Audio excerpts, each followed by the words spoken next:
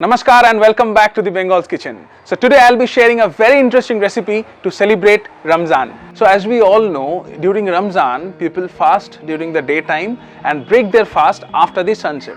So keeping that in mind, I was trying to find a recipe which should have few speciality in it. For example, the recipe should be easy to make. Secondly, the recipe should have a health benefit, and most importantly, the recipe should fill up our stomach easily. So after a good amount of brainstorming, I finally found a recipe which would definitely qualify my search criteria. So today's recipe is Sabja Sharbat.